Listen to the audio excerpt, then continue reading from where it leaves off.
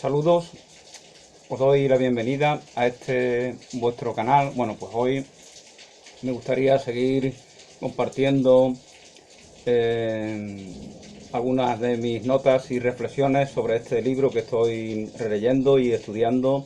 Estoy en ese proceso, de María Zambrano, el sueño creador. El sueño creador. Nacer, atravesar una envoltura que contiene al sujeto. Sin nacimiento no hay una verdadera autonomía. En eso nos habíamos quedado en el vídeo precedente. El vacío es el lugar de la libertad. El vacío es el lugar de la libertad.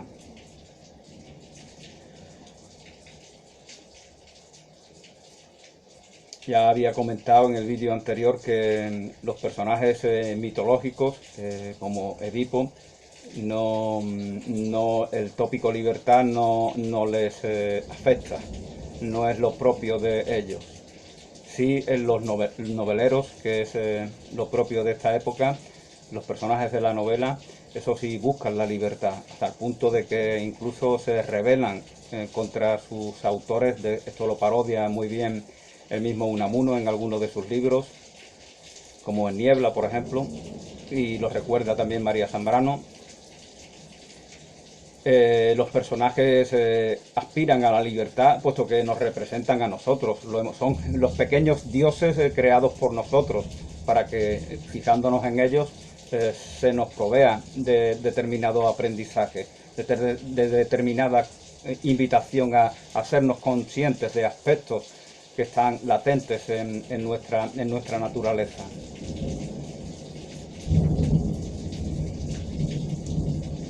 Todo ver es también, y fijaos la importancia, espero que me escuchéis porque como veis estamos en día de tormenta.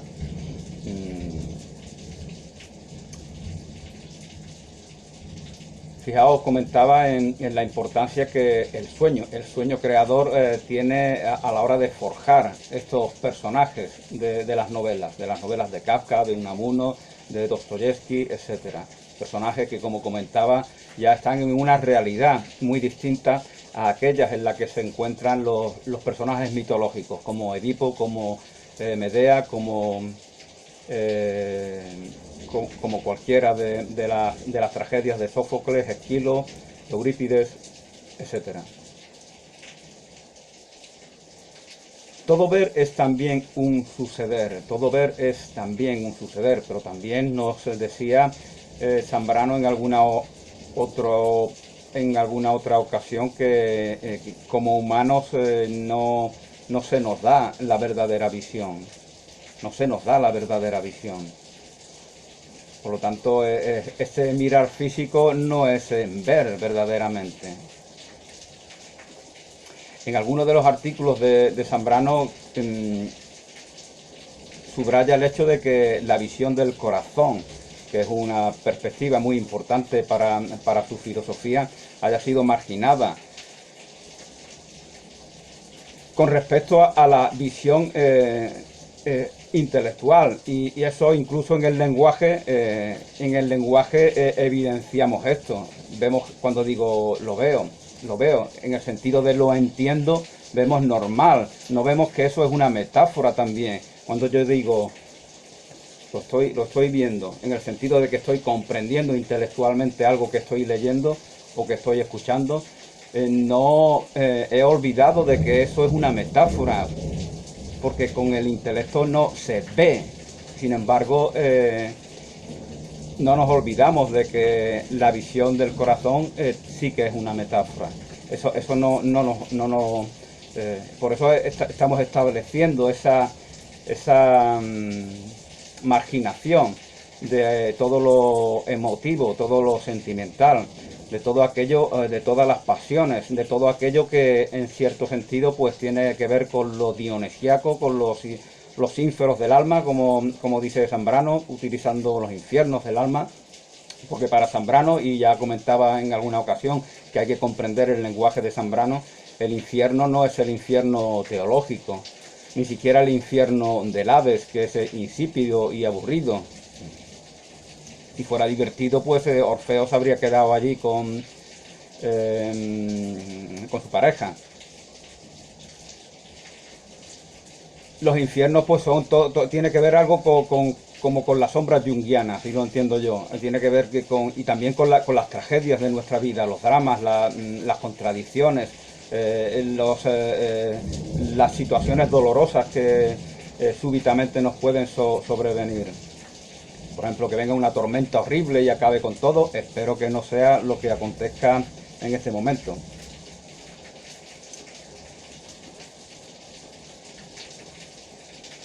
Cuando vemos algo, algo nos sucede. Todo ver es también un suceder. Aunque no veamos, ciertamente sí vemos físicamente y por lo tanto estamos enfocados. Allí donde está tu corazón, ahí está tu tesoro. Allí donde está tu mirada, allí también reconoces tu tesoro, mi tesoro. Como dice el del Señor de los Anillos. Y puede ser un tesoro que nos libere o puede ser un tesoro que nos esclavice, como parece ser que le acontece a este personaje de la obra de Tolkien. Cuando vemos algo, algo nos sucede. Estamos invirtiendo en nuestra fe en aquello en lo que posamos nuestra mirada. Fijaos, esto es como el gran hermano que vemos, que es una evocación, el gran hermano orwelliano es una evocación de los medios de información. Cuando estamos extremadamente enfocados, sobreenfocados en ello, pues nos está robando nuestra voluntad, nuestra libertad, el contenido de nuestras vidas, y nosotros lo estamos decidiendo por nosotros mismos, puesto que nadie nos está obligando. Nos está condicionando, sí, pero no obligando. La luz se alumbra con la participación del ser humano. La luz se alumbra con la participación del ser humano. No se refiere obviamente Zambrano a esta luz artificial que en los últimos siglos hemos forjado. Está hablando de la luz que nos permite reconocer aspectos oscuros de nuestra identidad, de nuestras relaciones, de nuestra condición, de la naturaleza de por sí. Y el hombre tiene que participar, tiene que ser un activo, y para que se dé ese activo, paradójicamente, la pasividad de la que tanto habla Zambrano, tiene que jugar su papel, tiene que ejercer su rol, tiene que ser un activo también. La pasividad es esa receptividad que tenemos con respecto a esos elementos desconocidos que están en nuestro interior y que también se nos da noticia de ello en nuestras relaciones. Entonces ya trascendemos en lo rutinario que como un eterno retorno se repite una y otra y otra y otra vez, y parece que nos tiene paralizados como el agua estancada.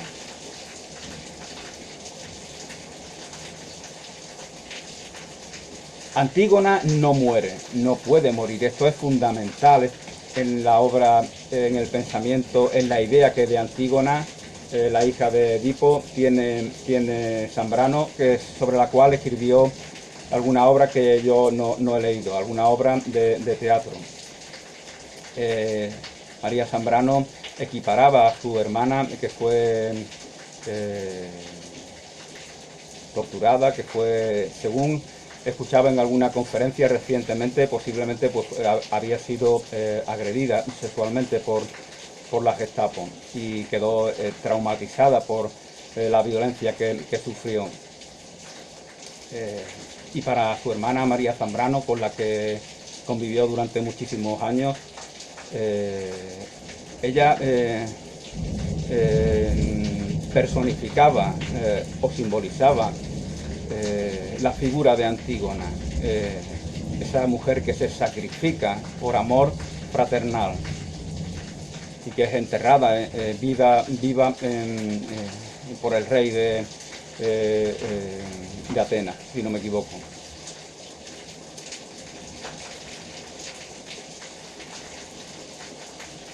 Esto es importante porque el poeta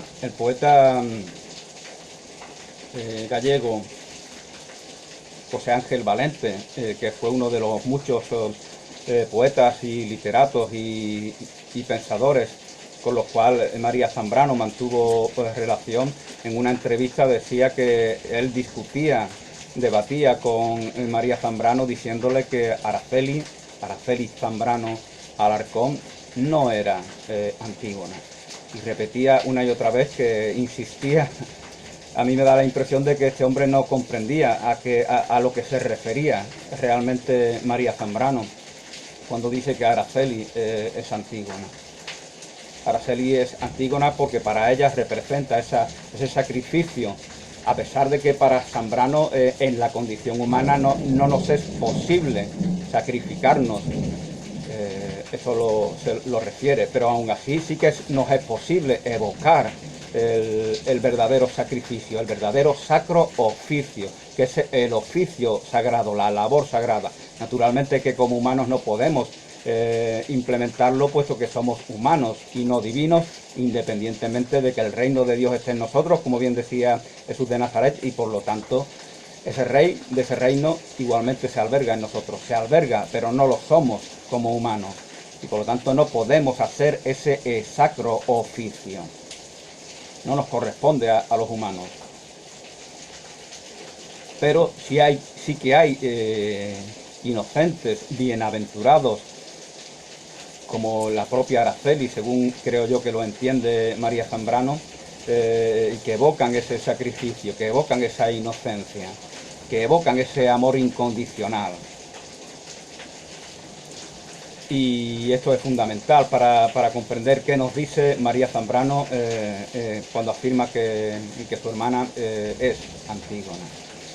Bueno, pues hablando de José Ángel Valente, voy a leer un poema incluido aquí en esta selección lírica española de hoy, publicado por el poeta también de esta zona, de Algeciras, José Luis Cano. Una antología en que incluye, publicada ya por el año 78 aproximadamente, que incluye pues a grandes poetas como a Gil Albert, que también tenía una relación con Zambrano, Félix Grande, Fernando Quiñones, Carmen Conde, Blas de Otero, Carlos Bouzoño, Carlos Edmundo de Ori, José Agustín Goitisolo, Aquilino Duque,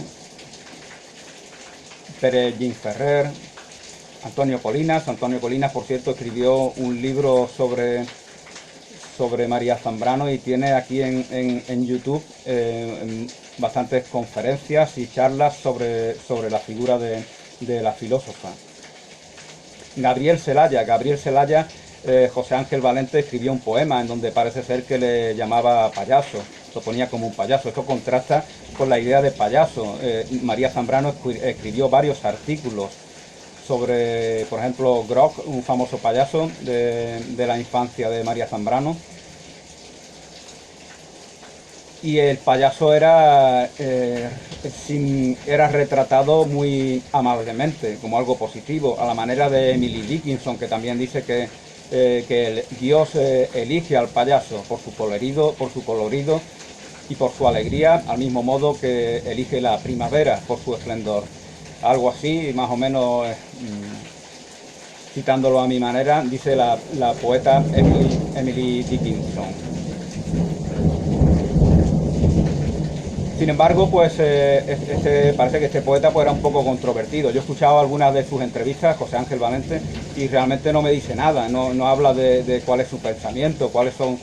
Entonces siempre está como a la defensiva, siempre está como peleándose, siempre está como indicando de que los 50 que comparten grupo con él, según algunos, no forman parte de su vida ni de su obra. Tal vez por eso José Luis Cano eligió 51 poetas, para que quedara claro de que esos 50 estaban en otro lado, en el otro lado del río.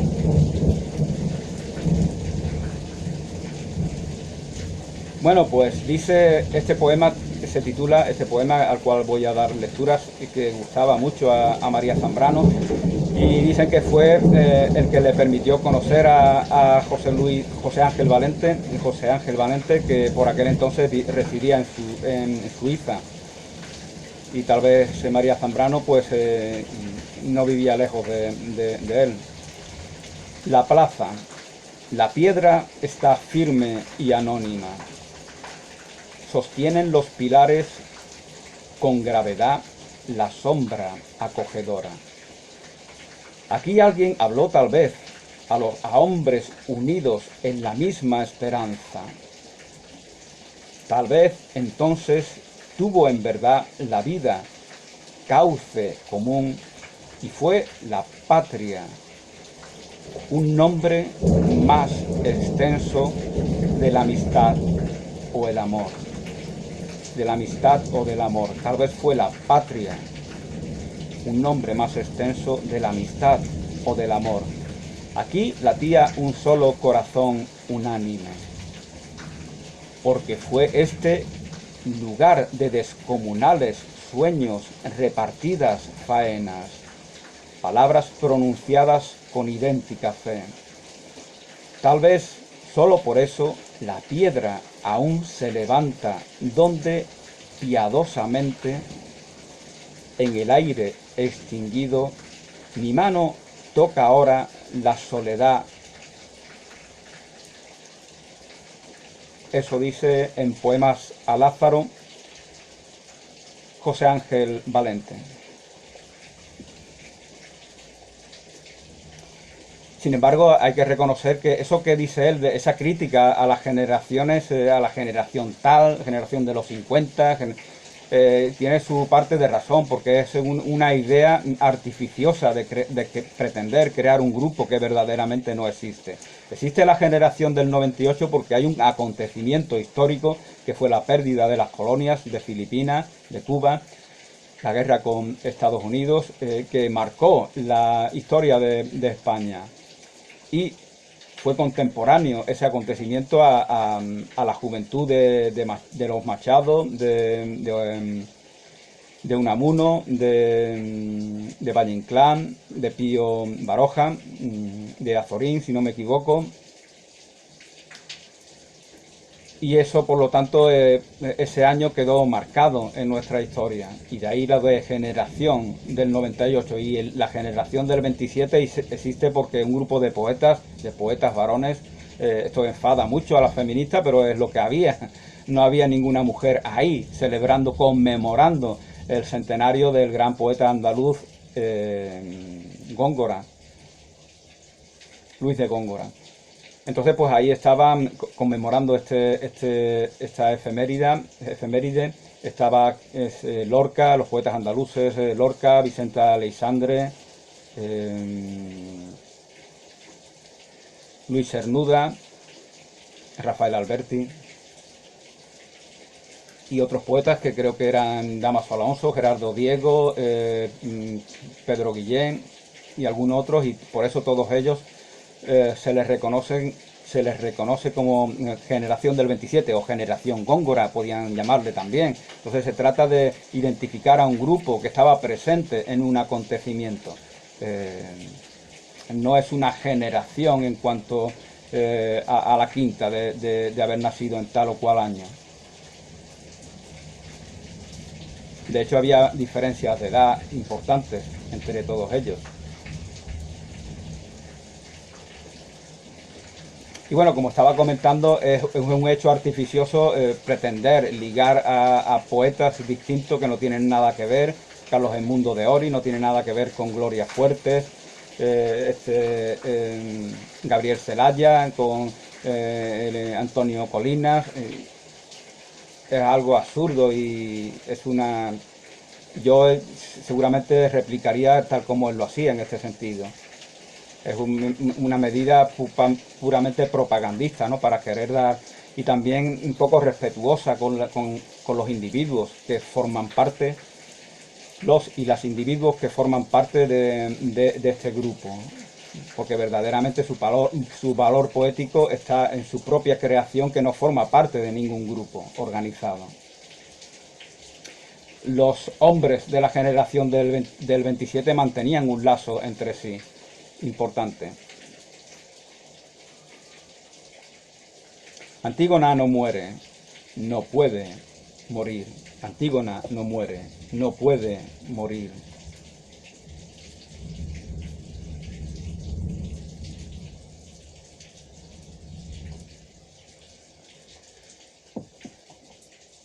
Sacrificio es la consunción de la vida en una acción. Sacrificio es la consunción de la vida en una acción del ser. La vida arrojada es pasto a la trascendencia. La vida y el ser recibido su sueño.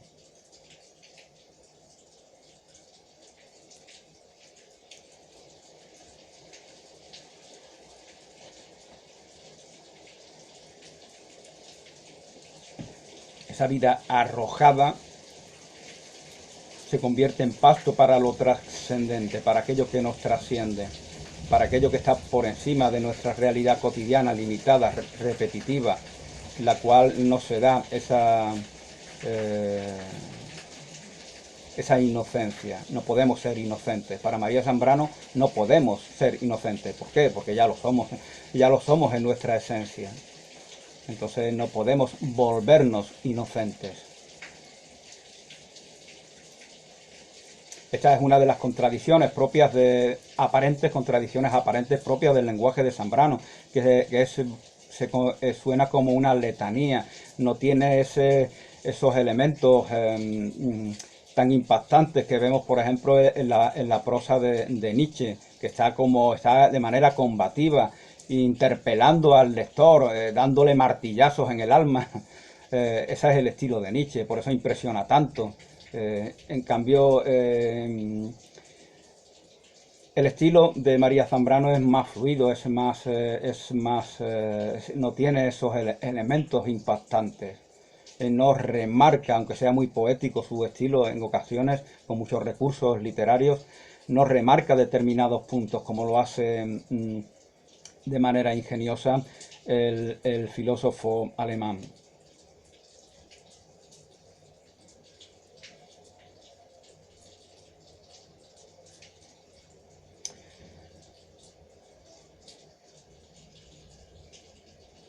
La vida y el ser recibido su sueño. La vida arrojada es pasto a la trascendencia. La vida y el ser recibido su sueño. Su sacrificio aísla a Antígona. Su sacrificio aísla a Antígona. El sacrificado no está rodeado de palmeros, ¿no? Como en las películas de Hollywood y Clint Eastwood. No, el sacrificado pues se queda en su soledad, que le sustrae del mundo. Su sacrificio aísla a Antígona. ¿No veis que ya soy otra? Decía Catalina de Siena. ¿No veis que ya soy otra? ¿Por qué me veis como el personaje de vuestras tragedias? Si yo ya soy otra, decía esta Catalina de Siena. La conciencia nacida de la consunción de la tragedia no es una conciencia que se piense, nace, es algo que nace. Pensar es un retraso mental, eso decía Antonio Bley. Veis, por ejemplo, cuando hacemos cosas mecánicas y si nos paramos a pensarlas, pues fallamos. Por ejemplo, los conductores, los choferes, dicen que los más peligrosos son los que son muy tensos y están nerviosos y siempre están dudando. Esos son los que hasta nos contagian de esa manera de proceder. Y también al mismo nivel están los que van muy seguros, porque los que van demasiado seguros, extremadamente seguros y confiados, puede que hayan olvidado que están en una situación de peligro permanentemente, puesto que ahí en las carreteras cada día mueren personas, cada día pierden su vida o quedan como discapacitados muchas personas. Y esa seguridad que se va mecanizando en este tipo de personajes les puede traicionar en algún momento. Y entonces la atención que debieran tener no está siendo llevada a cabo de la manera precisa. Y por lo tanto se exponen a tener un accidente tal como el que duda mucho se expone a él.